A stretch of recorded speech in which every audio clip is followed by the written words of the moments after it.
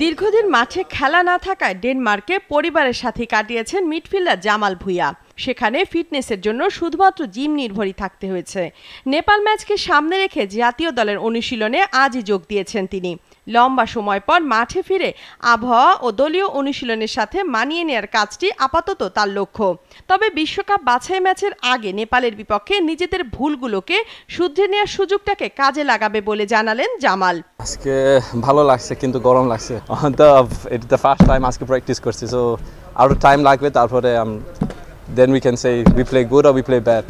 নিজে প্র্যাকটিস তো gym, running এইসব ফিটনেস প্র্যাকটিস করতেছি, কিন্তু টিমের সাথে প্র্যাকটিস করতে আলাদা। এটা টিম কম্বিনেশন আর টিমের সাথে এটা অনেক আলাদা। একটা ভালো পারফর্মস করতে হবে, কারণ না হলে মানুষ বলবে এই ন্যাশনাল টিম খারাপ, ওরা পারফর্ম করতে পারে না। আমরা তো জানি যারা আছে টিমে, ওরা তো জানে মিডিয়া মানুষ সবসময় খারাপ জিনিস বলে, but we want to do our best and hopefully we can win. Practice match দরকার আছে তো, নেক্সট ম্যাচ তো কাতা ম্যাচ আছে। এই দুইটা ম্যাচ ভালো, প্রিপারেশনের জন্য ভালো। আগের বছর আমরা এর সাথে খেলছি, দুইবার ভুটানের সাথে খেলছি, তারপরে আমরা কাতার সাথে খেলছি, আমরা ভালো পারফর্ম করছি, তারপরে ইন্ডিয়ার সাথে খেলছি, সো এটা ভালো প্রিপারেশন করতেছি। এদিকে ইংল্যান্ড থেকে গতকাল দেশে এসেছেন নতুন গোলকিপার কোচ লেস ক্লেভলি। কোয়ারেন্টিনের কারণে দলের সাথে যোগ না দিলেও এরই মধ্যে গোলকিপারদের সাথে কথা বলেছেন তিনি।